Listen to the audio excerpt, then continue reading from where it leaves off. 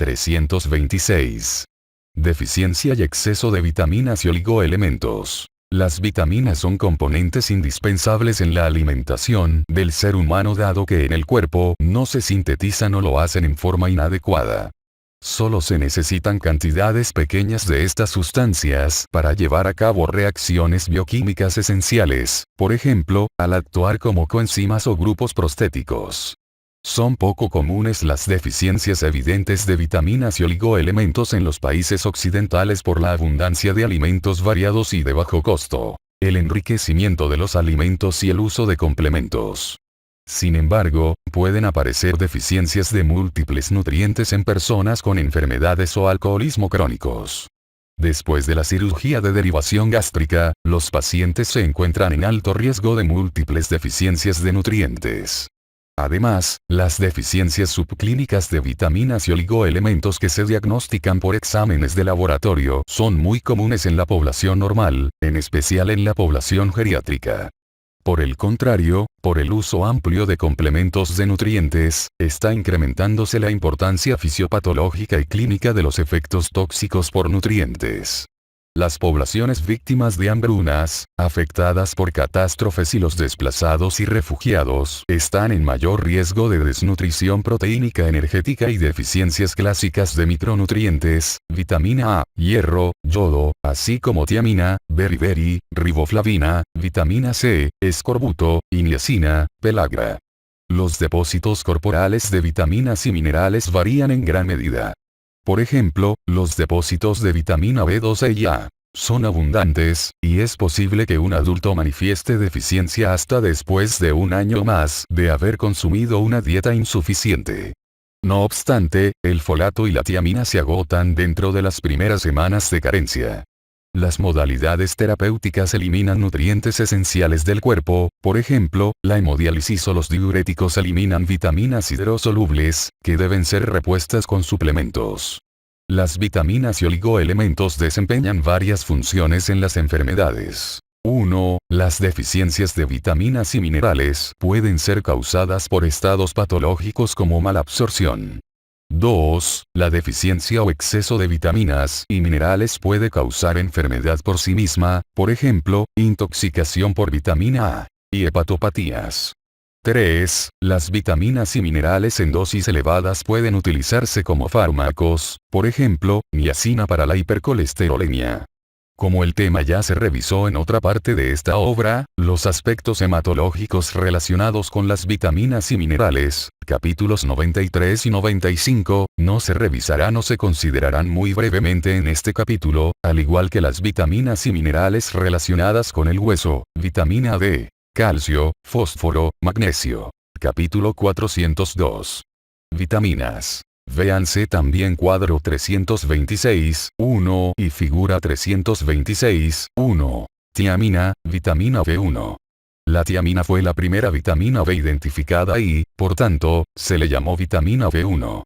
Funciona en la descarboxilación de los alfa-cetoácidos, por ejemplo, el piruvato o alfa-cetoglutarato, y los aminoácidos de cadena ramificada, por lo que es esencial para la generación de energía. Además, el pirofosfato de tiamina actúa como coenzima para una reacción de transcetolasa que media la conversión de fosfatos de hexosa y pentosa. Se ha postulado que la tiamina es muy importante en la conducción de nervios periféricos, pero no se conocen las reacciones químicas exactas que fundamentan esta función. Fuentes alimentarias. En Estados Unidos, la ingestión mediana de tiamina proveniente de los alimentos es de 2 miligramos por día. Las principales fuentes de tiamina son la levadura, las vísceras, el cerdo, las legumbres, la carne de res, los granos enteros y las nueces.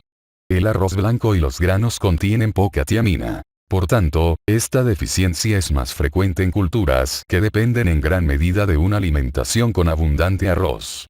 El té, el café, regular o descafeinado, el pescado crudo y los mariscos contienen tiaminasas, que destruyen la vitamina. Por ello, en teoría, consumir grandes cantidades de café o té podría disminuir los depósitos corporales de tiamina. Deficiencia. En gran medida, la deficiencia de tiamina en el mundo es resultado de un consumo alimentario insuficiente.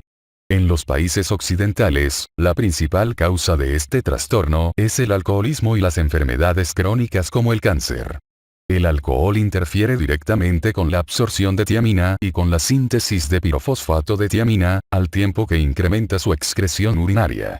La tiamina siempre debe ser sustituida cuando se realimenta a un paciente con alcoholismo, ya que la reposición de carbohidratos sin la administración adecuada de tiamina puede precipitar deficiencia aguda de esta vitamina, con acidosis láctica.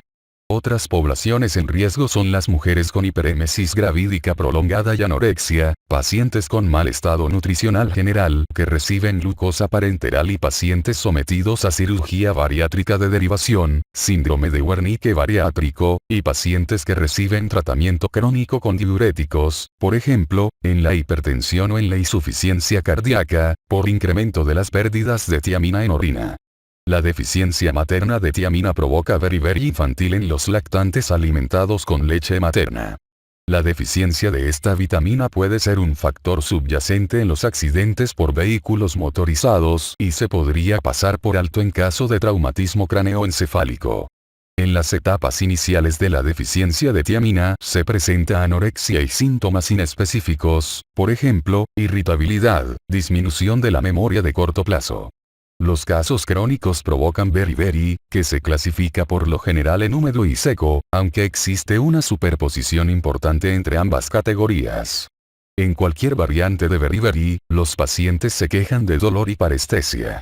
El beriberi húmedo se presenta sobre todo con síntomas cardiovasculares, por la alteración del metabolismo energético del miocardio y la disautonomía. Se presenta después de consumir 3 meses de dieta deficiente en tiamina. Los pacientes se presentan con cardiomegalia, taquicardia, insuficiencia cardíaca congestiva de gasto elevado, edema periférico y neuritis periférica. Los individuos con beriberi secos se presentan con neuropatía periférica asimétrica de los sistemas motor y sensorial con hiporreflexia. La neuropatía afecta las piernas de manera considerable, y existe dificultad para incorporarse después de estar en cuclillas. Los alcohólicos con deficiencia crónica de tiamina también tienen manifestaciones del sistema nervioso central conocidas como encefalopatía de Wernicke, que consiste en nistagmo horizontal, oftalmoplegia, por debilidad de uno o más músculos extraoculares, ataxia cerebelar y alteración mental, capítulo 445. Cuando hay una pérdida adicional de la memoria y psicosis de confabulación, el cuadro se conoce como síndrome de Wernicke-Korsakoff. A pesar del cuadro clínico típico y del antecedente, este trastorno no se diagnostica en la medida correcta. El diagnóstico de deficiencia de tiamina con pruebas de laboratorio por lo general se hace con una prueba enzimática funcional de la actividad de la transcetolasa medida antes y después de la adición de pirofosfato de tiamina. Una estimulación mayor de 25% con la adición de pirofosfato de tiamina, un coeficiente de actividad de 1,25, se interpreta como anormal. También se puede medir la tiamina o los ésteres fosforilados de tiamina en suero o en sangre por medio de cromatografía líquida de alta eficacia para detectar las deficiencias. Tratamiento. Deficiencia de tiamina. En la deficiencia aguda de tiamina, con signos cardiovasculares o neurológicos, deben administrarse 200 miligramos de tiamina cada 8 horas por vía intravenosa hasta que ya no ocurra mejoría adicional en los síntomas agudos. Más tarde se administra tiamina por vía oral, 10 miligramos por día, hasta que se logre la recuperación completa.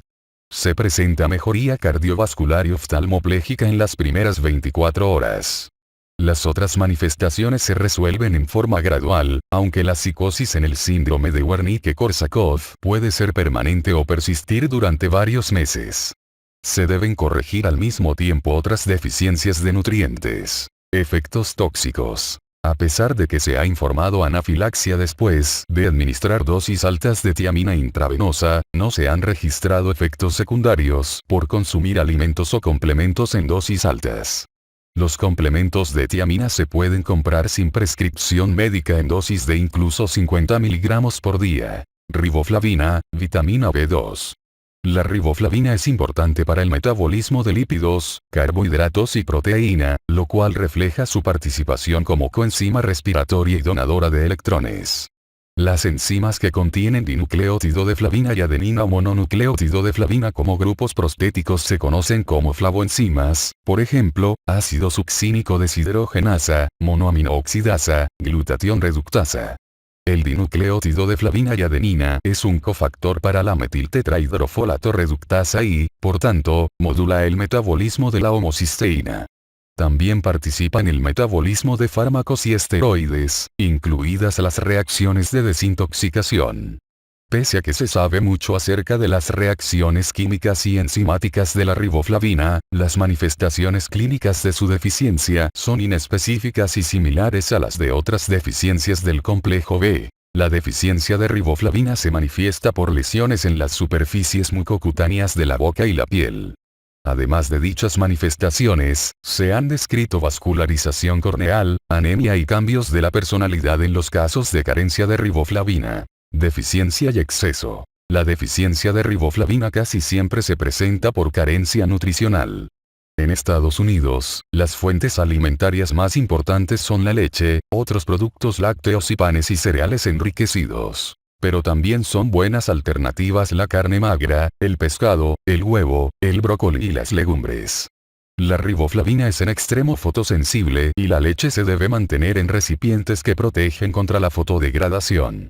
El diagnóstico de la deficiencia de riboflavina con pruebas de laboratorio se puede realizar mediante el recuento de eritrocitos o las concentraciones urinarias de la vitamina, también con la determinación de la actividad de la glutatión reductasa eritrocítica, con la adición de dinucleótido de flavina y adenina o sin ella. La capacidad que tiene el tubo digestivo para absorber riboflavina es limitada, casi 20 miligramos si se administran en una dosis oral, por ello no se han descrito efectos tóxicos por riboflavina. Niacina, vitamina B3. El término niacina se refiere al ácido nicotínico y a la nicotinamida y sus derivados biológicamente activos. El ácido nicotínico y la nicotinamida sirven como precursores de dos coenzimas, el dinucleótido de nicotinamida y adenina y fosfato de dinucleótido de nicotinamida y adenina, los cuales son importantes en numerosas reacciones de oxidación y reducción en el organismo. Además, dinucleótido de nicotinamida y adenina y fosfato de dinucleótido de nicotinamida y adenina son activos en las reacciones de transferencia de difosfato de adenina ribosa involucradas en la reparación del ácido desoxirribonucleico y movilización de calcio. Metabolismo y necesidades. El ácido nicotínico y la nicotinamida se absorben muy bien del estómago y el intestino delgado. La biodisponibilidad de la niacina proveniente de los frijoles, la leche, la carne de res y el huevo es alta. No obstante, la de los cereales es más baja. Dado que la harina está enriquecida con niacina libre, es decir, en la forma que no es coenzima, la biodisponibilidad es excelente. La media de ingestión en Estados Unidos excede en forma considerable la ración alimenticia recomendada. El aminoácido triptófano se puede convertir en niacina con una eficiencia de 60:1 por peso. De esta forma, la ración alimenticia recomendada de la niacina se expresa en equivalentes de niacina. En los casos de deficiencias de vitamina B6 o riboflavina, y en presencia de isoniacida, existe una menor conversión de triptófano en niacina. Los productos de excreción urinaria de niacina incluyen 2-piridona y 2-metilnicotinamida. Su medición sirve para diagnosticar deficiencia de niacina. Deficiencia. La deficiencia de niacina produce pelagra, que se observa sobre todo en personas que consumen una alimentación a base de maíz en zonas de China, África e India. En Norteamérica, se encuentra pelagra en los alcohólicos. En sujetos con defectos congénitos de la absorción intestinal y renal de triptófano, enfermedad de Hartnup. Capítulo 413, y en pacientes con síndrome carcinoide, capítulo 80, en el cual hay un aumento de la conversión de triptófano en serotonina. La isoniazida es un fármaco antituberculoso que es análogo estructural de la niacina y puede precipitar pelagra. En los casos de hambruna o desplazamiento de poblaciones, los casos de pelagra surgen por la carencia absoluta de niacina, pero también por la deficiencia de micronutrientes indispensables para la conversión de triptófano en niacina, por ejemplo, hierro, riboflavina, y piridoxina. Los primeros síntomas de pelagra son pérdida del apetito, debilidad generalizada e irritabilidad, dolor abdominal y vómito. Después se presenta glositis con lengua roja brillante y un exantema pigmentado y escamoso característico, con predominio en las zonas expuestas a la luz solar. Este exantema se conoce como collar de casal porque forma un círculo alrededor del cuello. Se observa en casos avanzados. Es posible encontrar vaginitis y esofagitis.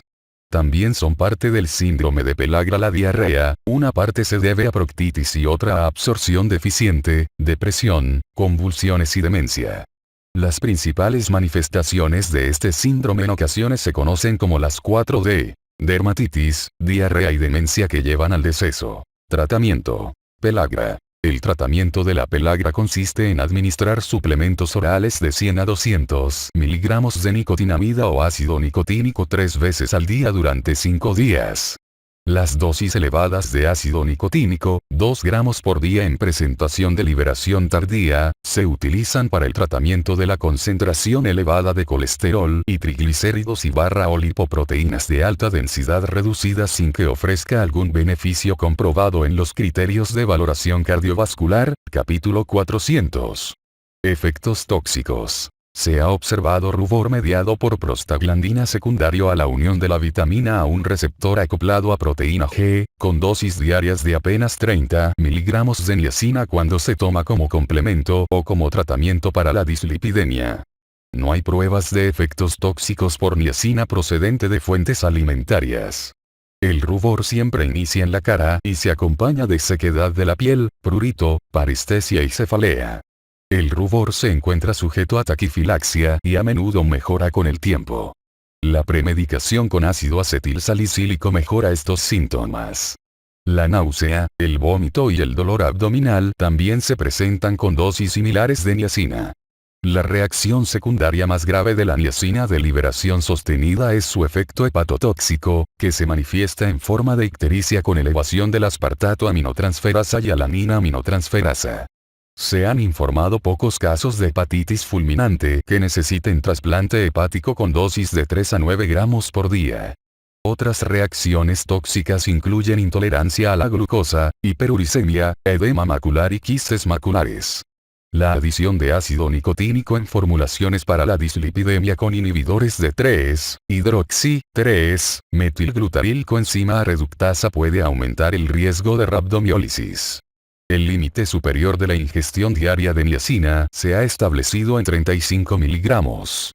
Sin embargo, este límite superior no guarda relación con el uso terapéutico de la niacina. Piridoxina, vitamina B6. La vitamina B6 se refiere a una familia de compuestos que incluyen piridoxina, piridoxal, piridoxamina y sus derivados 5-fosfato. El fosfato de 5-piridoxal es un cofactor para más de 100 enzimas involucradas en el metabolismo de aminoácidos. La vitamina B6 también participa en la síntesis de hemo y neurotransmisores y en el metabolismo del glucógeno, lípidos, esteroides, bases esfingoides y varias vitaminas, en especial la conversión de triptófano en niacina. Fuentes alimentarias. Las plantas contienen vitamina B6 en forma de piridoxina, en tanto que los tejidos de animales contienen fosfato de 5-piridoxal y fosfato de piridoxamina. La vitamina B6 proveniente de las verduras es menos biodisponible que la de los tejidos animales. Fuentes alimentarias abundantes son las legumbres, las nueces, el pan integral y la carne de res, pero está presente en todos los grupos de alimentos. Deficiencia. Los síntomas de deficiencia de vitamina B6 incluyen cambios epiteliales, como los que se observan con frecuencia en carencias de otras vitaminas del complejo B. Además, la deficiencia grave de esta vitamina provoca neuropatía periférica, resultados anormales en el electroencefalograma y cambios de personalidad que inducen depresión y confusión. En los lactantes es posible observar diarrea, convulsiones y anemia.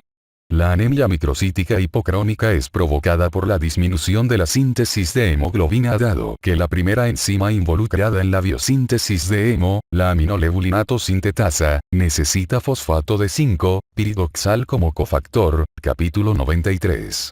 En algunos informes de casos, se ha referido disfunción plaquetaria. La vitamina B6 es indispensable para la conversión de homocisteína en cistationina, por ello es posible que la deficiencia crónica de bajo grado de esta vitamina provoque hiperhomocisteinemia y mayor riesgo de enfermedad cardiovascular, capítulo 413. Independientemente de la homocisteína, las concentraciones bajas de vitamina B6 circulante se han relacionado con inflamación y aumento de la proteína C reactiva. Ciertos fármacos, como la isoniazida, la L-Dopa, la penicilamina y la cicloserina interactúan con fosfato de 5-piridoxal por una reacción con los grupos carbonilo. Para evitar que se presente neuropatía, es necesario administrar piridoxina junto con isoniazida. El aumento en la proporción de aspartato aminotransferasa con alanina aminotransferasa que se observa en la hepatopatía alcohólica refleja la dependencia relativa de la alanina aminotransferasa de la vitamina B6. Los síndromes de dependencia de vitamina B6 en los que se necesitan dosis farmacológicas de ella son poco frecuentes. Incluyen la deficiencia de cistationina beta sintasa, anemias reactivas a piridoxina, en especial la sideroblástica, y atrofia de las circunvoluciones con degeneración corioretiniana por disminución de la actividad de la enzima mitocondrial ornitina aminotransferasa. En estas situaciones, se necesitan dosis de 100 a 200 miligramos por día de vitamina B6 oral para el tratamiento. Las náuseas y vómito intensos durante el embarazo responden en ocasiones a la piridoxina combinada con doxilamina. Se han utilizado dosis altas de vitamina B6 para tratar el síndrome del túnel del carpo, el síndrome premenstrual, la esquizofrenia, el autismo y la neuropatía diabética, pero no han sido eficaces. El diagnóstico de deficiencia de vitamina B6 con pruebas de laboratorio por lo general se basa en concentraciones plasmáticas de fosfato de 5-piridoxal bajas, menor de 20 nanomol por litro. El tratamiento de la deficiencia de esta vitamina es con 50 miligramos por día de la misma. Se administran dosis más altas de 100 a 200 miligramos por día si el cuadro está relacionado con el uso de otros fármacos. No se debe administrar vitamina B6 con L-Dopa porque la vitamina interfiere en la acción de este fármaco. Efectos tóxicos. El límite superior normal para la vitamina B6 se ha establecido en 100 miligramos por día, a pesar de que no se han relacionado efectos secundarios con consumos altos de la vitamina proveniente solo de los alimentos. Cuando se presenta toxicidad, provoca una importante neuropatía sensitiva, que impide que los pacientes caminen. Se han informado algunos casos de fotosensibilidad y dermatitis. Folato, vitamina B12. Véase el capítulo 95. Vitamina C. Tanto el ácido ascórbico, solo el isómero L, como su producto oxidado, ácido dihidroascórbico, son biológicamente activos. Las acciones de la vitamina C incluyen actividad antioxidante, contribuye a mejorar la absorción de hierro no hemo, biosíntesis de carnitina, conversión de dopamina en noradrenalina y síntesis de muchas hormonas peptídicas. La vitamina C también es importante para el metabolismo y entrecruzamiento del tejido conjuntivo, hidroxilación de la prolina, además de ser un componente de muchos sistemas enzimáticos que metabolizan fármacos, en particular de los sistemas oxidasa de función mixta, absorción y fuentes alimentarias. La vitamina C se absorbe casi por completo si se administran menor de 100 miligramos en una sola dosis. Sin embargo, solo se absorbe 50% o menos si la dosis es mayor de 1 gramo. En casos de ingestión más alta, hay mayor degradación y excreción fecal y urinaria. Algunas fuentes alimentarias importantes de vitamina C son los cítricos, las verduras verdes, en especial, brócoli, los jitomates y las papas. Consumir 5 raciones de frutas y verduras al día aporta más de la ración alimenticia recomendada de 90 miligramos por día en los varones y 75 miligramos por día en las mujeres.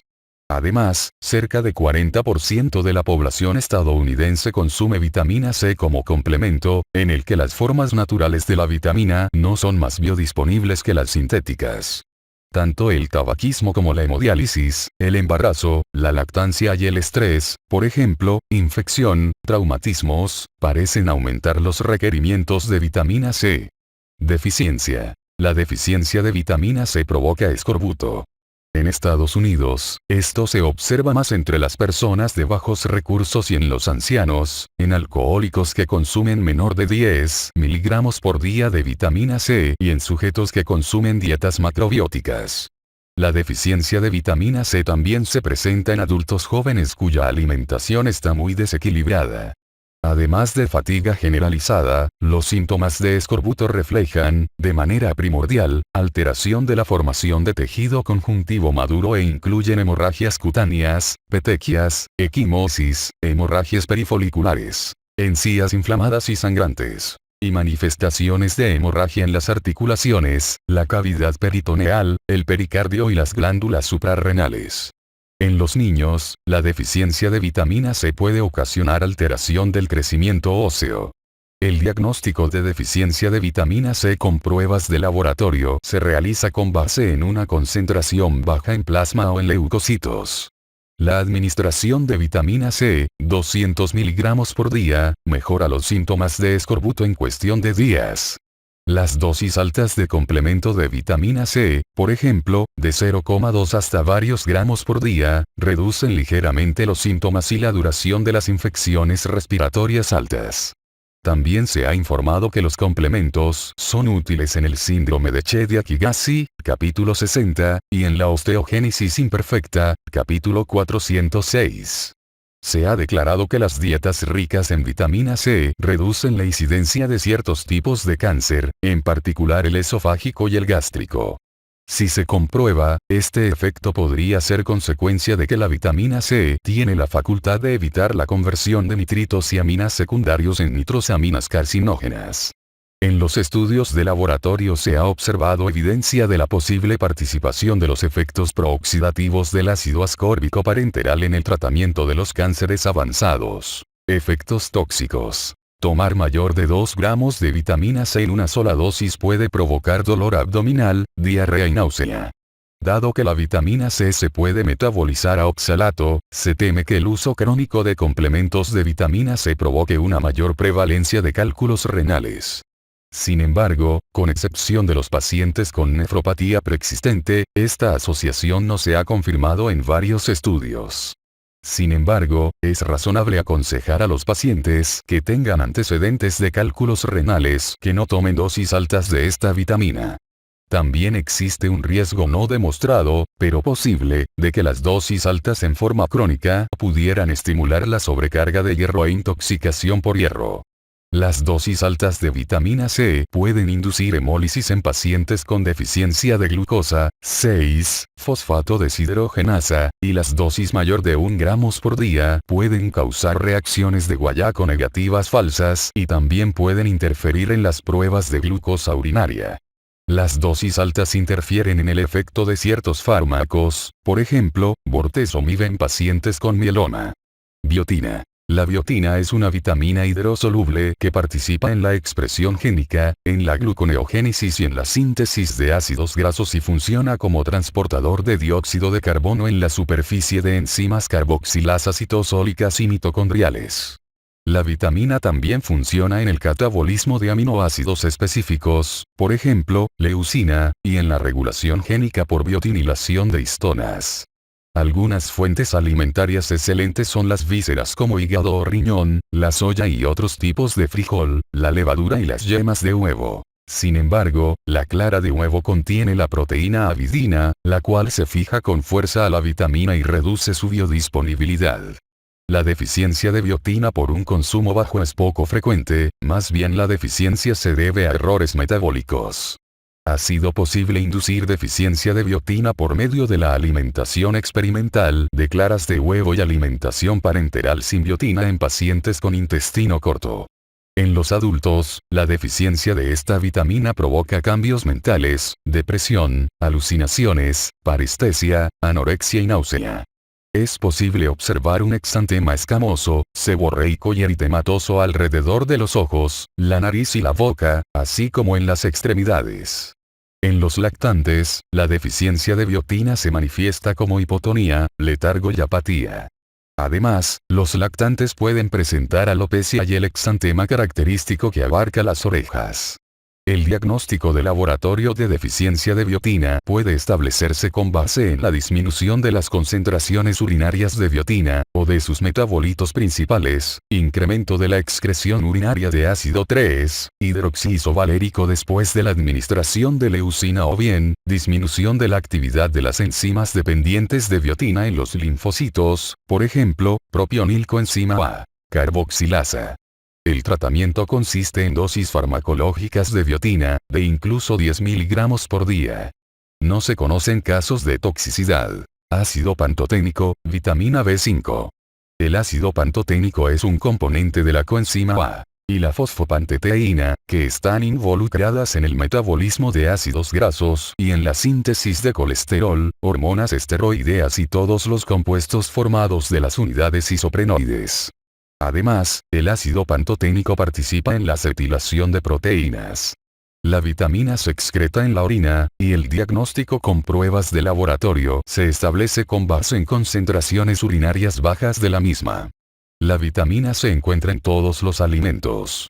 El hígado, la levadura, las yemas de huevo, los granos enteros y las verduras son fuentes muy importantes. La deficiencia de ácido pantoténico en seres humanos se ha demostrado solo en alimentaciones experimentales con poco contenido de ácido pantoténico o con la administración de un antagonista específico. Los síntomas de deficiencia de esta vitamina son inespecíficos e incluyen alteraciones gastrointestinales, depresión, calambres musculares, parestesia, ataxia e hipoglucemia. Se cree que la deficiencia de ácido pantoténico ha causado el síndrome de pies ardientes que se observó en prisioneros de guerra durante la Segunda Guerra Mundial. No se ha informado toxicidad por esta vitamina. Colina. La colina es un precursor de la acetilcolina, fosfolípidos y betaína. Es necesaria para la integridad estructural de membranas celulares, neurotransmisión colinérgica, metabolismo de lípidos y colesterol, metabolismo del grupo metilo y señalización transmembrana. En fecha reciente se estableció un consumo adecuado recomendado de 550 miligramos por día para varones adultos y 425 miligramos por día para mujeres adultas. No obstante, ciertos polimorfismos genéticos pueden aumentar las necesidades de un individuo. Se cree que la colina es un nutriente condicionalmente esencial dado que existe síntesis de novo en el hígado, la cual es menor que la utilización de la vitamina solo cuando hay ciertas condiciones de estrés, por ejemplo, hepatopatía alcohólica.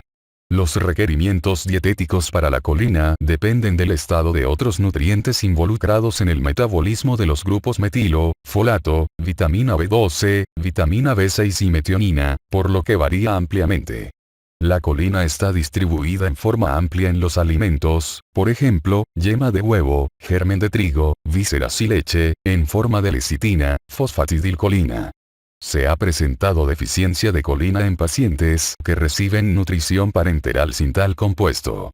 La deficiencia provoca hígado graso, aumento de las concentraciones de aminotransferasa y daño del músculo estriado con incremento de creatina fosfosinasa. El diagnóstico de deficiencia de colina se hace en la actualidad con base en sus concentraciones plasmáticas, pero algunas condiciones inespecíficas, por ejemplo, el ejercicio intenso, pueden suprimir las concentraciones plasmáticas. Los efectos tóxicos por colina provocan hipotensión, sudoración colinérgica, diarrea, cialorrea y olor a pescado. El límite superior de la colina se ha establecido en 3,5 gramos por día. Por su capacidad para reducir las concentraciones de colesterol y homocisteína, se ha sugerido el tratamiento con colina para pacientes dementes y aquellos con alto riesgo de enfermedad cardiovascular. Sin embargo, los beneficios de tal tratamiento no han sido bien documentados. Las dietas restringidas en colina y betaína tienen valor terapéutico en la trimetilaminuria, síndrome de olor a pescado. Flavonoides. Los flavonoides constituyen una gran familia de polifenoles que contribuyen con el aroma, el sabor y el olor de frutas y verduras. Los principales grupos de flavonoides alimenticios incluyen antocianidinas en las bayas, catequinas en el té verde y el chocolate, flavonoles, quercitina, en el brócoli, col rizada, poro, ajo, y en la piel de uvas y manzanas, e isoflavonas, genisteína, en legumbres. Las isoflavonas tienen baja biodisponibilidad y son metabolizadas de manera parcial por la flora intestinal. Se estima que el consumo alimentario de flavonoides está entre 10 y 100 miligramos por día, aunque es muy probable que esta no sea la cantidad real, pues se desconocen sus concentraciones en muchos alimentos. Se ha demostrado que varios flavonoides tienen actividad antioxidante y que afectan la señalización celular. A partir de estudios epidemiológicos de observación y de algunos estudios realizados, en seres humanos y animales, se ha postulado que los flavonoides participan en la prevención de varias enfermedades crónicas, incluidas la enfermedad neurodegenerativa, la diabetes y la osteoporosis. No se ha demostrado la importancia y utilidad final de sus compuestos contra enfermedades en seres humanos. Vitamina A. La vitamina A, en sentido estricto, se refiere al retinol. Sin embargo, los metabolitos oxidados, retinaldehído y ácido retinoico, también son compuestos con actividad biológica. El término retinoides incluye todas las moléculas, incluso las sintéticas, que guardan una relación química con el retinol. El retinaldehído, 11-cis, es la forma esencial de la vitamina A, que se necesita para una vista normal, en tanto que el ácido retinoico es necesario para una morfogenia normal, el crecimiento y la diferenciación celular. El ácido retinoico no participa en la vista y, a diferencia del retinol, no tiene ninguna función en la reproducción. La vitamina A también tiene una función en el aprovechamiento del hierro, la inmunidad humoral, la inmunidad mediada por linfocitos T, en la actividad de los linfocitos T citotóxicos y en la fagocitosis. La vitamina A se encuentra disponible en los alimentos del hombre en dos formas: preformada como ésteres y como provitamina A, en los carotenoides. Hay más de 600 carotenoides en la naturaleza, y cerca de 50 se pueden metabolizar a vitamina A. El beta-caroteno es el carotenoide más común en el aporte alimenticio que tiene una actividad provitamina A. En los seres humanos, se absorben fracciones importantes de carotenoides intactos y se almacenan en el hígado y en el tejido adiposo. Se estima que 12 microgramos o más, 4 a 27 microgramos, de beta-caroteno holo-trans es equivalente a 1 microgramos de actividad de retinol, y para otros carotenoides alimenticios provitamina A, por ejemplo, criptoxantina, alfa-caroteno, se requieren 24 microgramos o más para tal equivalencia. La equivalencia de vitamina A para un complemento de beta-caroteno en una solución oleosa es de 2:1. Metabolismo. El hígado contiene cerca de 90% de las reservas de vitamina A, y la secreta en forma de retinol, el cual se une a la proteína de unión con el retinol. Una vez que esto sucede, el complejo de proteína de unión con el retinol interactúa con una segunda proteína, la transtiratina. Este complejo trimolecular evita que la vitamina A se filtre por el glomérulo renal para proteger al cuerpo de la toxicidad por retinol y permite que sea captado por receptores específicos de superficie celular que reconocen a la proteína de unión con el retinol. Cierta cantidad de vitamina A entra en las células periféricas incluso si no está unida a la proteína de unión con el retinol. Después de que entra en la célula, se une a una serie de proteínas de unión con retinol intracelulares, que funcionan como agentes de fijación y transporte, así como coligandos para reacciones enzimáticas. Ciertas células también contienen proteínas de unión con ácido retinoico, las cuales tienen funciones de fijación, pero también llevan al ácido retinoico hacia el núcleo y permiten su metabolismo. El ácido retinoico es un ligando para ciertos receptores nucleares que actúan como factores de transcripción. Dos familias de receptores, receptores del ácido retinoico y receptores retinoides X, son activos en la transcripción génica mediada por retinoides. Los receptores de retinoides regulan la transcripción al unirse como complejos diméricos a sitios específicos del ácido desoxirribonucleico, los elementos de respuesta de ácido retinoico, en genes efectores, capítulo 370. Los receptores también pueden estimular o reprimir la expresión génica en respuesta a sus ligandos. Los receptores del ácido retinoico se unen al ácido retinoico todo trans y al ácido retinoico 9-cis, mientras que los receptores retinoides X se unen únicamente al ácido 9-cis retinoico. Los receptores de retinoides tienen una función importante en el control de la proliferación y diferenciación celular. Los receptores retinoides X se dimerizan con otros receptores nucleares para actuar como correguladores de genes que responden a retinoides, hormona tiroidea y calcitriol. Los agonistas de receptores retinoides X inducen sensibilidad insulínica en forma experimental, tal vez porque son cofactores para los receptores del proliferador activado de peroxisoma, que median también el metabolismo de los ácidos grasos y carbohidratos, y son objetivo de diversos fármacos, incluidas las tiazolidinedionas, por ejemplo, rosiglitazona y pioglitazona capítulo 397. Fuentes alimentarias. El equivalente de actividad de retinol se usa para expresar el valor de vitamina A del alimento. Un equivalente de actividad de retinol se define como 1 microgramos de retinol, 0,00349 milimol, 12 microgramos de beta-caroteno y 24 microgramos de otros carotenoides provitamina A. En la literatura médica más antigua, a menudo se expresaba la vitamina A en unidades internacionales, y 1 microgramos de retinol era igual a 33 unidades de retinol y 20 unidades de beta-caroteno. Aunque estas unidades ya no se utilizan en forma científica, todavía se observan en publicaciones de la industria alimentaria, en intervenciones de salud pública en países de bajos recursos.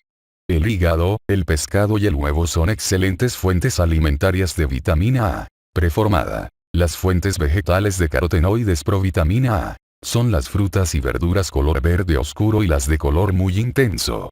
Cocer en forma moderada los vegetales aumenta la liberación de carotenoides para que el intestino los capte. Otro factor que facilita su absorción es la grasa del alimento. La alimentación exclusivamente al seno materno satisface la necesidad de vitamina A del lactante siempre y cuando la madre posea bastante vitamina A y el volumen de leche sea suficiente. Si la madre no consume suficiente vitamina A, padece alguna enfermedad o el lactante fue de pretérmino, probablemente la leche materna no proporcione bastante vitamina A, como para evitar su carencia. En los países en desarrollo, la carencia nutricional crónica es la principal causa de deficiencia de vitamina A, y se agrava en casos de infección. En la infancia temprana, el estado carencial de vitamina A es resultado de un aporte insuficiente de alimentos de origen animal y aceites comestibles, ambos son caros, lo que se suma a una falta de disposición estacional de frutas y verduras y a la carencia de productos alimenticios fortificados en el mercado. Los factores que interfieren con el metabolismo de la vitamina A también afectan su estado o función. Por ejemplo, la deficiencia concomitante de zinc puede interferir en la movilización de vitamina A de los depósitos hepáticos.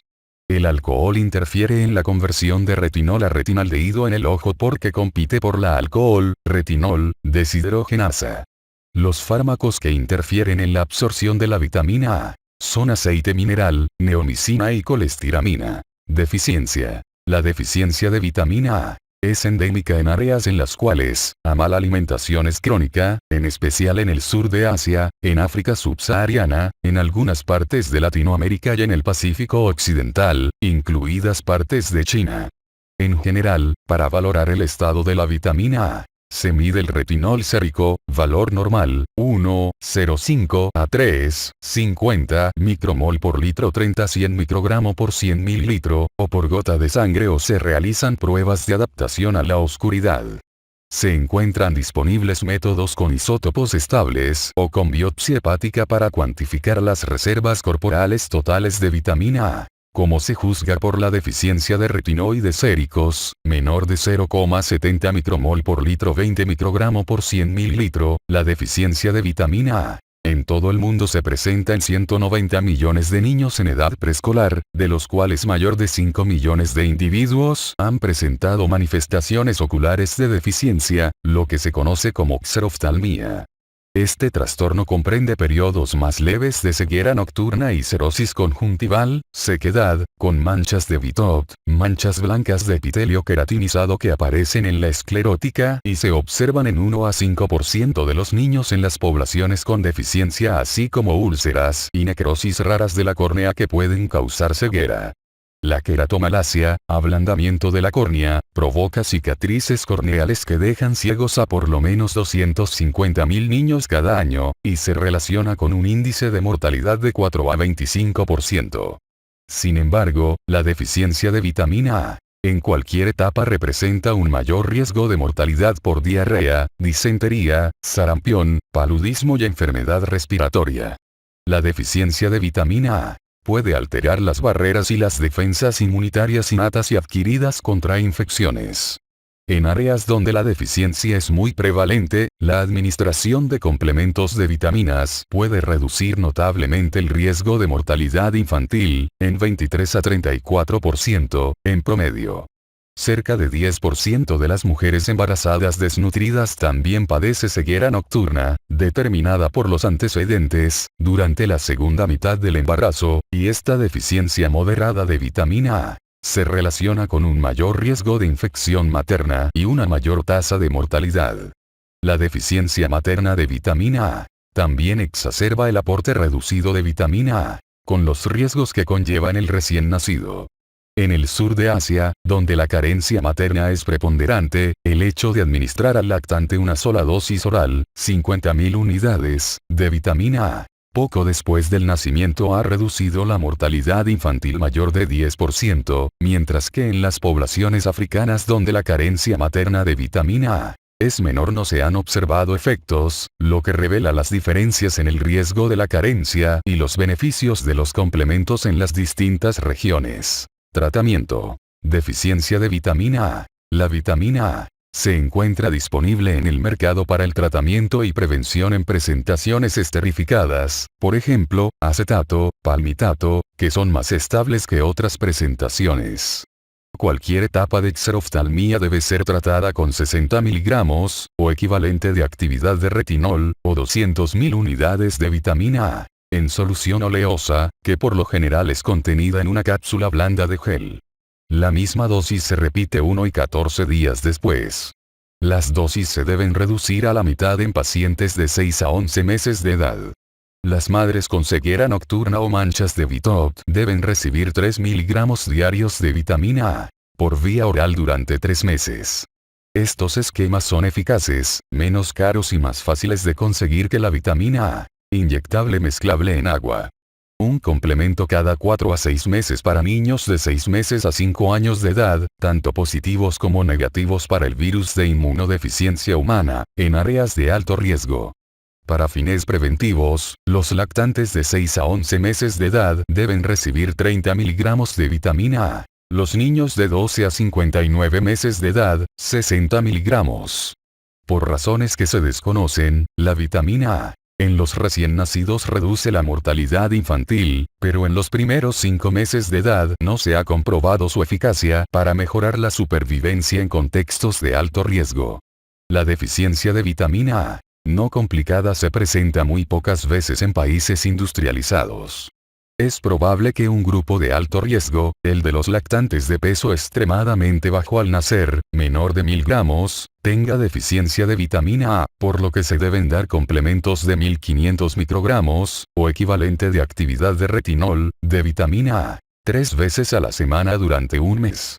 El sarampión grave en cualquier sociedad puede provocar deficiencia de vitamina A secundaria. Los niños hospitalizados con sarampión deben recibir 2 dosis de 60 miligramos de vitamina A en 2 días consecutivos. La deficiencia de vitamina A se presenta con mucha frecuencia en pacientes con enfermedades que alteran la absorción, por ejemplo, celiaquía, síndrome de intestino corto, que tienen una adaptación anormal a la oscuridad, o síntomas de ceguera nocturna sin otros cambios oculares.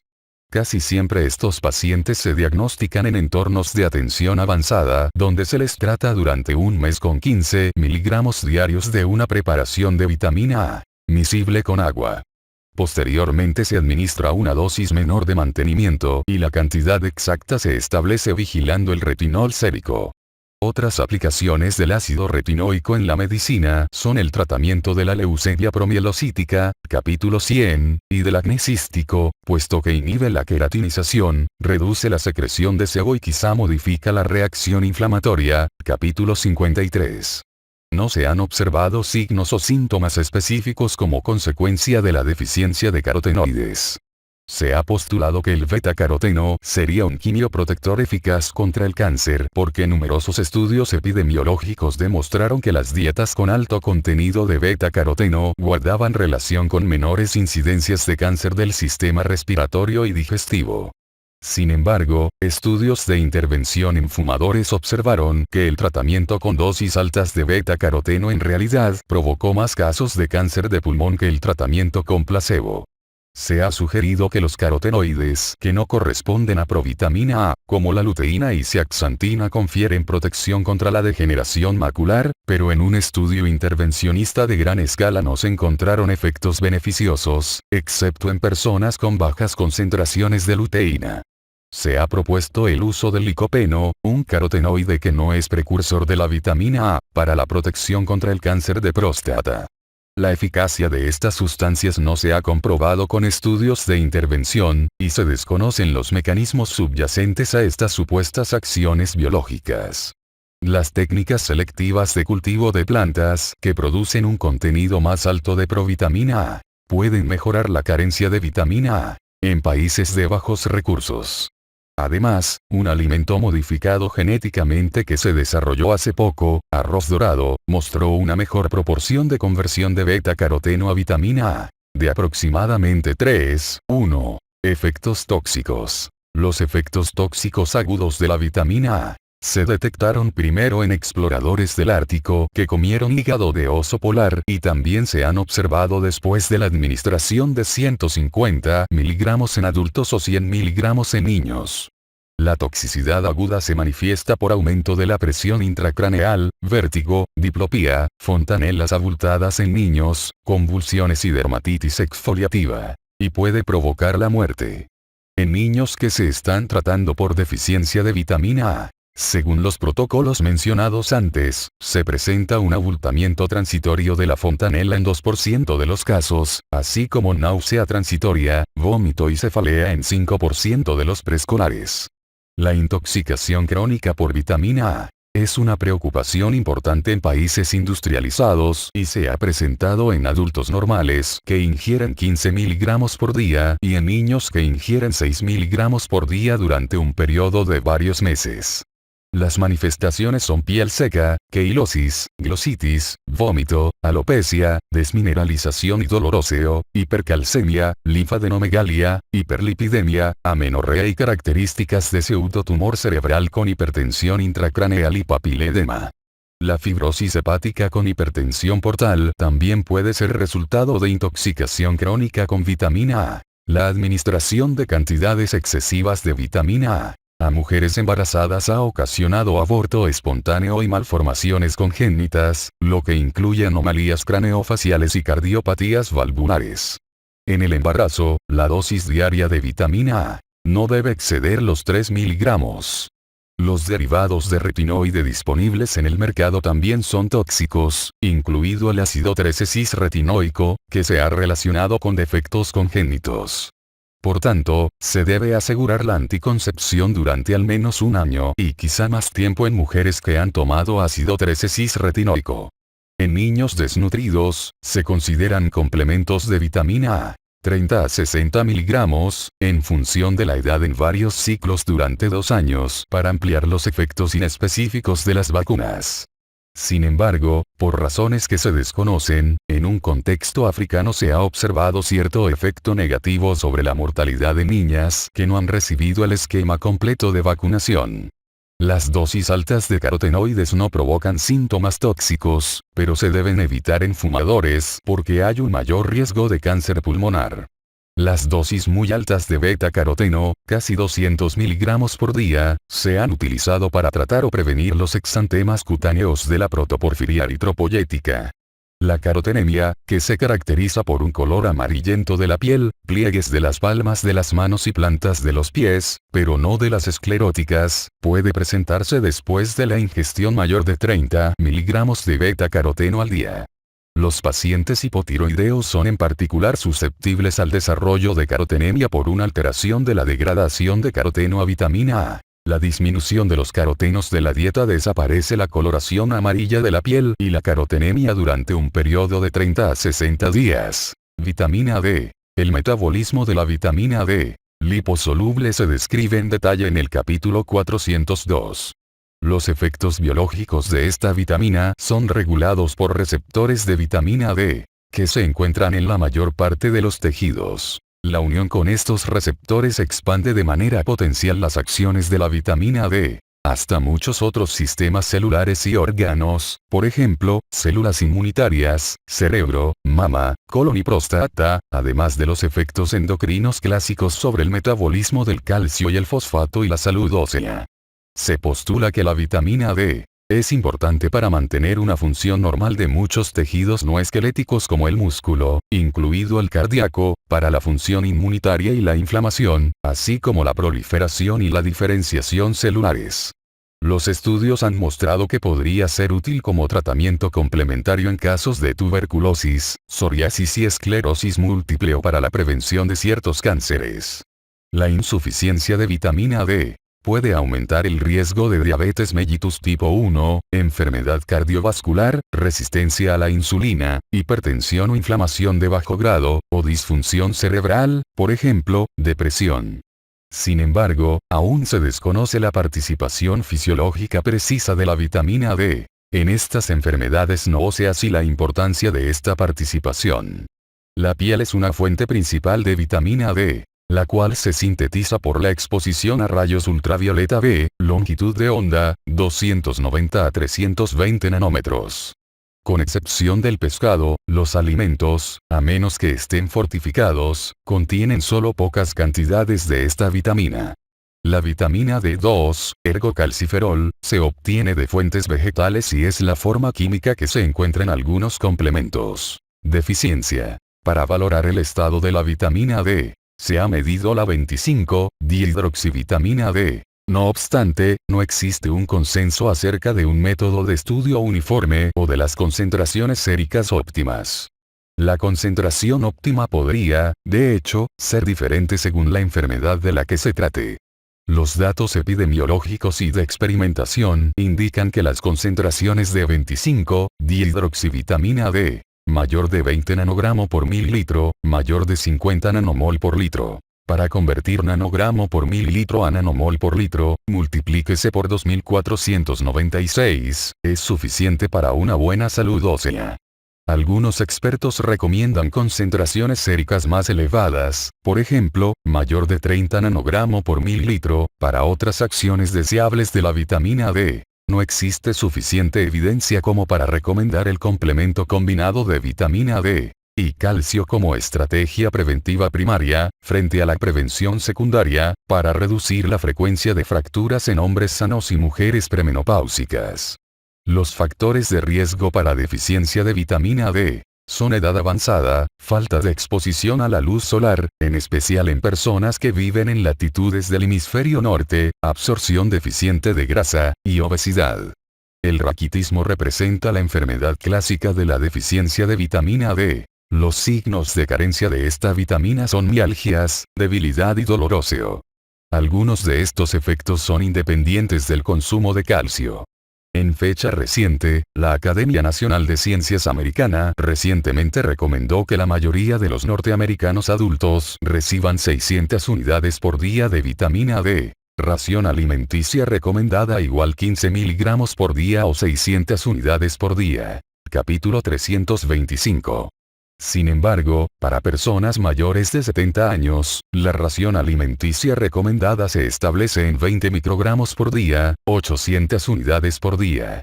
Se debe fomentar el consumo de alimentos fortificados o enriquecidos, así como la exposición solar permitida en personas con riesgo de deficiencia de vitamina D. Si no se puede lograr una ingestión adecuada, se deben tomar complementos, en especial durante los meses de invierno. La deficiencia de vitamina D se puede tratar con la administración vía oral de 50.000 unidades por semana durante 6 a 8 semanas seguidas de una dosis de mantenimiento de 800 unidades por día, 20 microgramos por día, procedente de los alimentos y complementos después de lograr concentraciones plasmáticas normales. Existe incertidumbre en torno a la dosis terapéutica óptima, alta o baja, para los ancianos con riesgo de sufrir caídas. Los efectos fisiológicos de la vitamina D2 y D3 son idénticos cuando se ingieren durante periodos prolongados. Efectos tóxicos. El límite superior de consumo se ha establecido en 4.000 unidades por día. Contrario a las creencias anteriores, la intoxicación aguda por vitamina D es rara y por lo general es causada por el consumo sin control y excesivo de complementos o prácticas de fortificación de alimentos inadecuadas.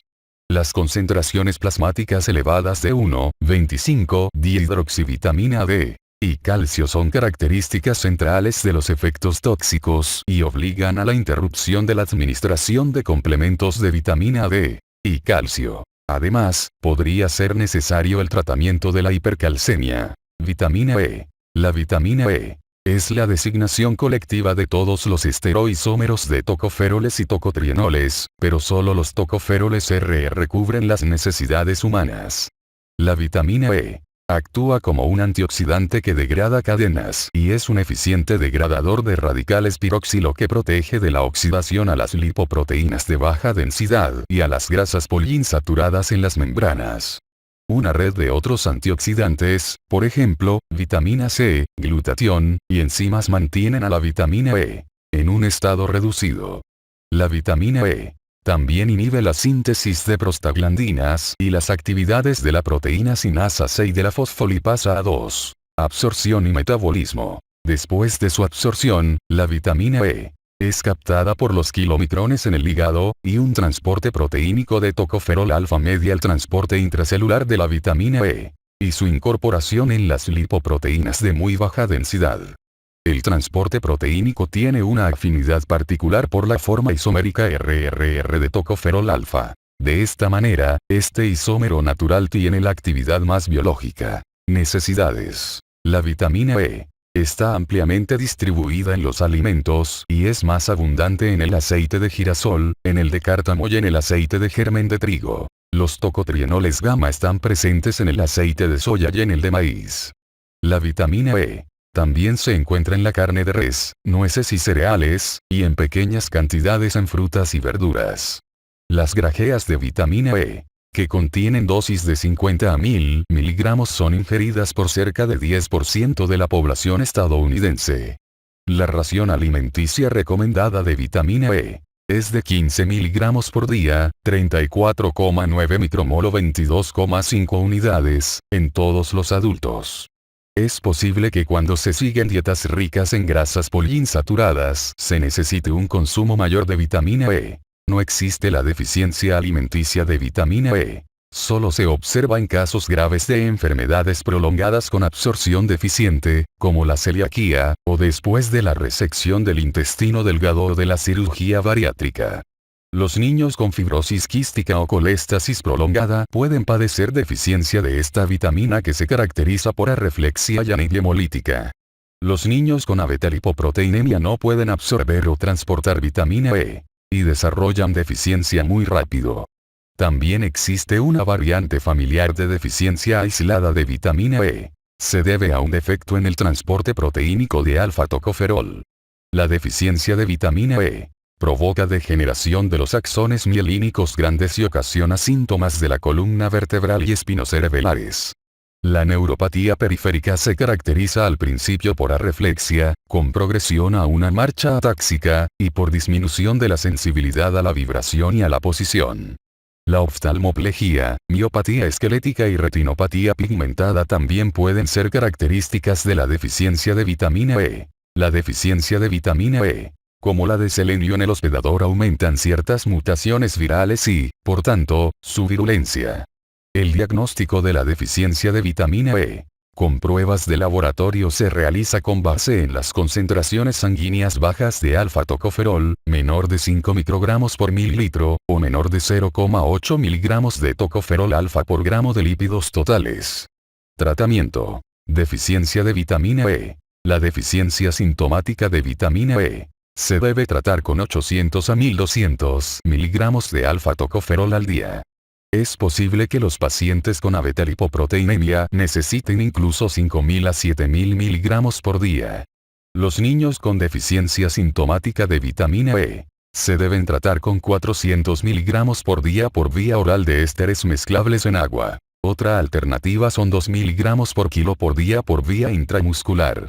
Las dosis altas de vitamina E protegen contra la fibroplasia retrolenticular inducida por oxígeno y displasia broncopulmonar, así como hemorragia intraventricular de la prematurez.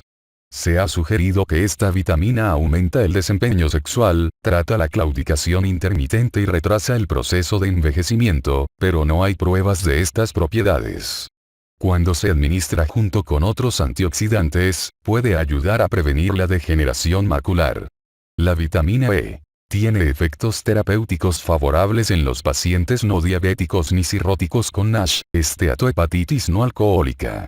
Se ha demostrado que las dosis alta, 60 a 800 miligramos por día, de vitamina E, en estudios clínicos comparativos para mejorar los parámetros de la función inmunitaria y reducir los resfriados entre residentes de instituciones geriátricas, pero los estudios de intervención utilizando vitamina E para prevenir problemas cardiovasculares o cáncer no han demostrado su eficacia y, a dosis mayores de 400 miligramos por día, la vitamina E incluso puede aumentar la mortalidad por todas las causas y el riesgo de cáncer prostático. Efectos tóxicos. Todas las formas de vitamina E se absorben y pueden contribuir a la toxicidad. Sin embargo, el riesgo de efectos tóxicos parece ser más bajo en tanto la función hepática sea normal.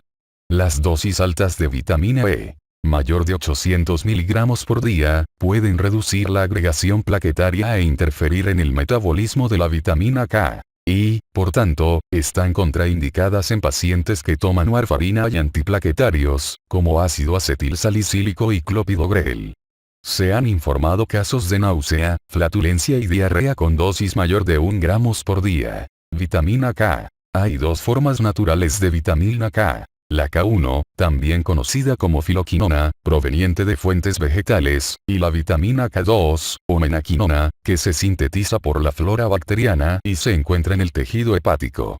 La filoquinona se puede convertir a menaquinona en algunos órganos. Se necesita vitamina K para la carboxilación postraducción del ácido glutámico, lo cual es necesario para la unión del calcio con las proteínas carboxiladas gamma como la protrombina, factor 2. Los factores 7, 9 y 10, la proteína C, la proteína S, y las proteínas que se encuentran en el hueso, osteocalcina, y músculo liso vascular, por ejemplo, matriz de proteína GLA. Sin embargo, se desconoce la importancia de la vitamina K en la mineralización ósea y en la prevención de la calcificación vascular. Los fármacos semejantes a la warfarina inhiben la gamma carboxilación al evitar la conversión de la vitamina K en su forma activa, hidroquinona. Fuentes alimentarias. La vitamina K se encuentra en verduras frondosas verdes como la col rizada y las espinacas, y también hay cantidades importantes en la margarina y en el hígado. La vitamina K está presente en los aceites vegetales. Los de olivo, canola y soya tienen una cantidad particularmente mayor. La ingestión diaria promedio de los estadounidenses se estima en 100 microgramos por día. Deficiencia. Los síntomas de deficiencia de vitamina K se deben a hemorragia, y los recién nacidos son en particular susceptibles por los depósitos bajos de grasa, las concentraciones bajas de la vitamina K en la leche materna, la esterilidad del tubo digestivo infantil, la inmadurez hepática y el transporte placentario deficiente. La hemorragia intracraneal, así como la hemorragia de tubo digestivo y de la piel, se pueden presentar en los lactantes con deficiencia de esta vitamina, 1 a 7 días después de su nacimiento. Es por ello que se administra vitamina K, 0,5 a 1 miligramos intramuscular, en forma profiláctica al nacer. La deficiencia de vitamina K en adultos se observa en pacientes con enfermedad crónica del intestino delgado, por ejemplo, celiaquía, enfermedad de Crohn, en sujetos con obstrucción de la vía biliar, o después de la resección del intestino delgado.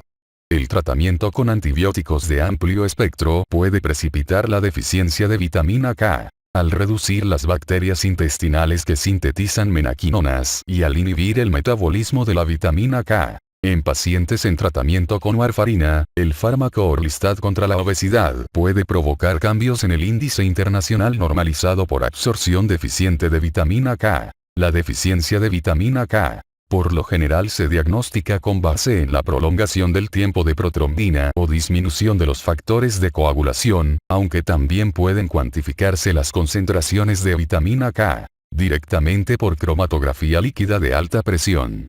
La deficiencia de vitamina K se trata con una dosis parenteral de 10 miligramos. Para pacientes con absorción deficiente crónica, se deben dar 1 a 2 miligramos por día por vía oral, o 1 a 2 miligramos por semana por vía parenteral. Es posible que en los pacientes con hepatopatía se incremente el tiempo de protrombina por la destrucción de los hepatocitos, así como por la deficiencia de vitamina K. Si el aumento de dicho parámetro no mejora con la administración de vitamina K, se puede deducir que la causa no es la deficiencia vitamínica. Efectos tóxicos. Los efectos tóxicos por filoquinonas y menaquinonas alimentarias no se han descrito.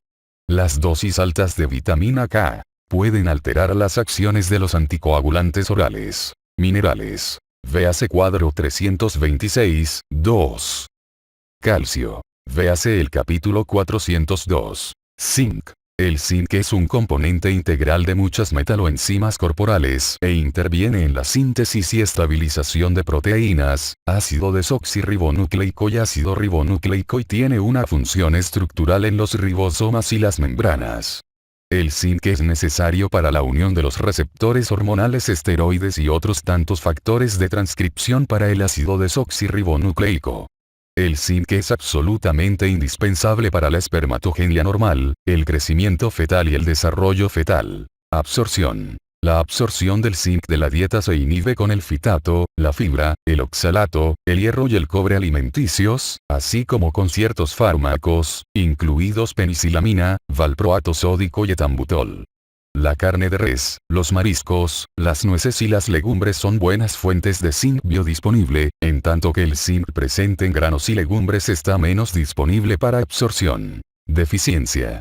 Se ha descrito una deficiencia leve de zinc en muchas enfermedades, como la diabetes mellitus, el virus de inmunodeficiencia humana /SIDA, la cirrosis, el alcoholismo, la enteropatía inflamatoria, los síndromes de absorción deficiente y la drepanocitosis.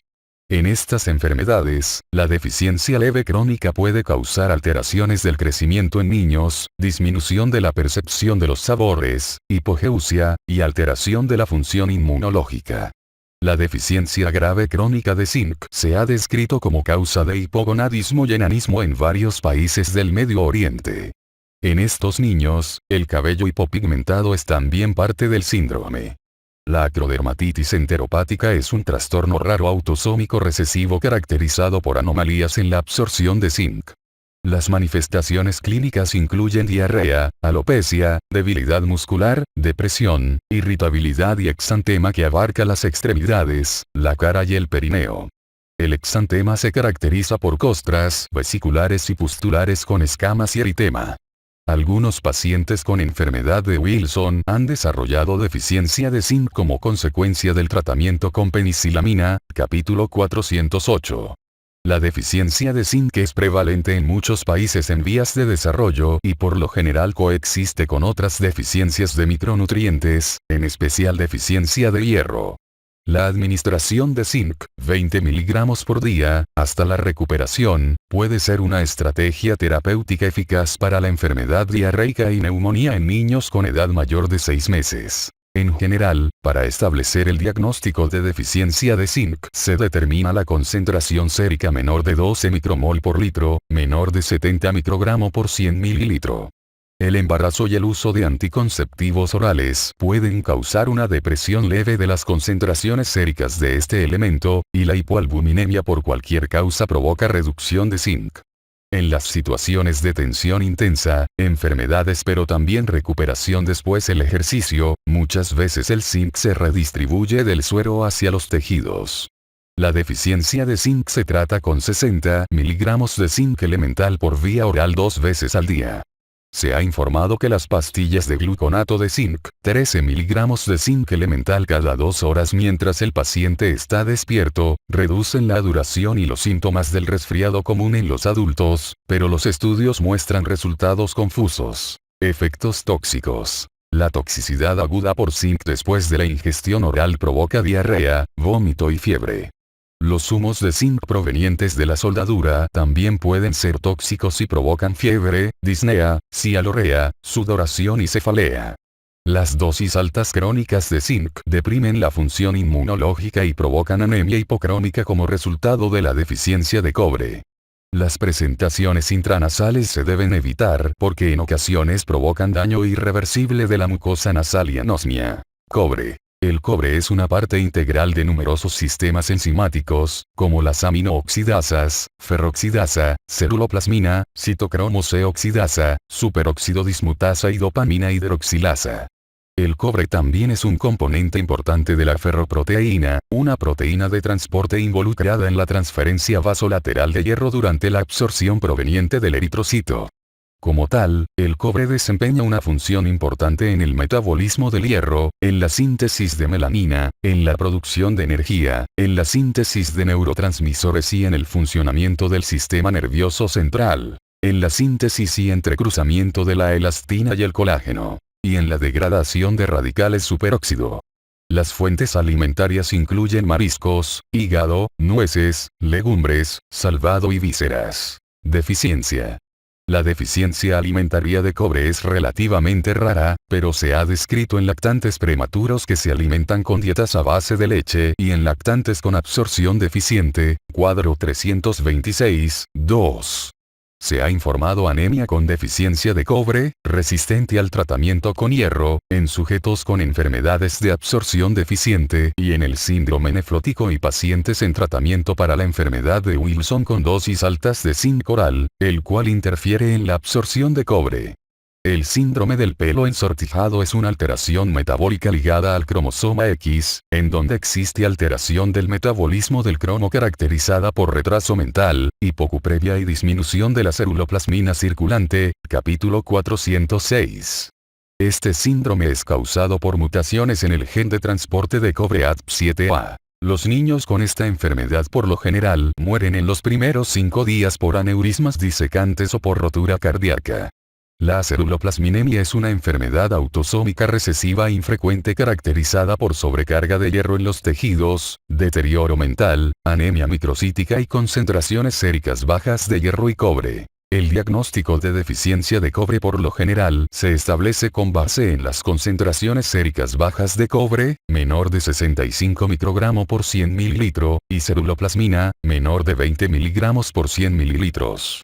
Las concentraciones séricas de cobre se incrementan en el embarazo y en condiciones de estrés dado que la ceruloplasmina es un reactante de fase aguda y 90% del cobre circulante está unido a ella. Efectos tóxicos. En general, la toxicidad por cobre es accidental, cuadro 326, 2.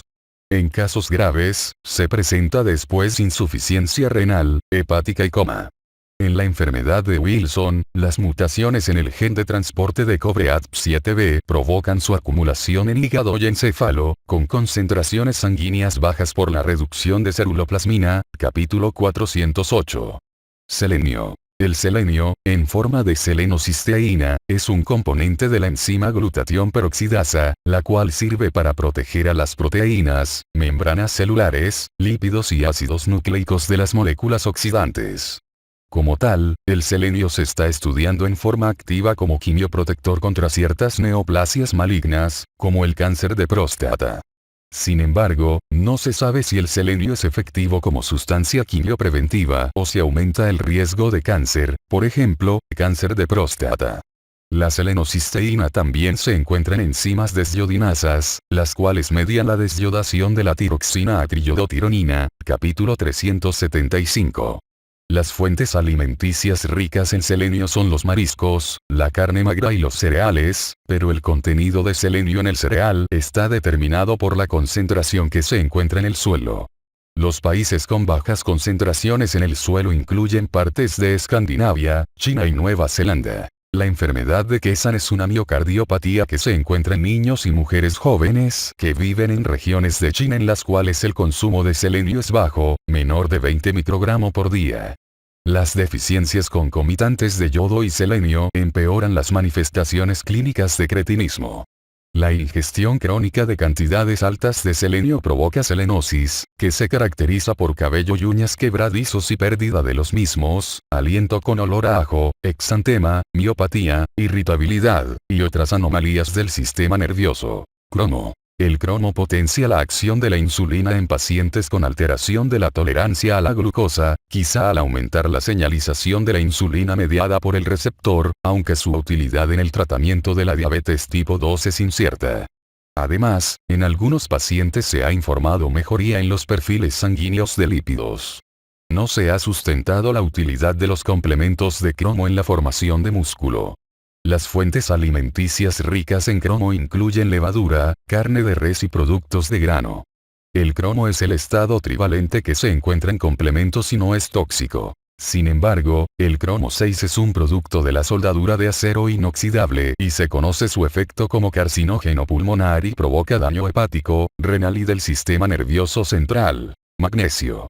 Véase el capítulo 402. Flúor, manganeso y ultraoligoelementos. No se ha descrito la función esencial del flúor en los seres humanos, pero es útil en el mantenimiento de la estructura de los dientes y el hueso. La fluorosis en los adultos provoca defectos de manchas y picaduras en el esmalte de los dientes, así como huesos quebradizos, fluorosis ósea. Las deficiencias de manganeso y molibdeno se han informado en pacientes con anomalías genéticas raras y en pocos pacientes que reciben nutrición parenteral total. Se han identificado varias enzimas específicas del manganeso, por ejemplo, manganeso superóxido dismutasa. Se ha informado que las deficiencias de manganeso provocan desmineralización ósea, crecimiento deficiente, ataxia, alteraciones en el metabolismo de carbohidratos y lípidos, y convulsiones. Los ultraoligoelementos se definen como aquellos que se necesitan en cantidades menor de 1 miligramos por día. No se ha establecido qué ultraoligoelementos son esenciales, pero es claro que el selenio, el cromo y el yodo lo son. Capítulo 375. El molibdeno es necesario para la actividad del sulfito oxidasa y la xantina oxidasa, y su deficiencia provoca lesiones óseas y encefálicas.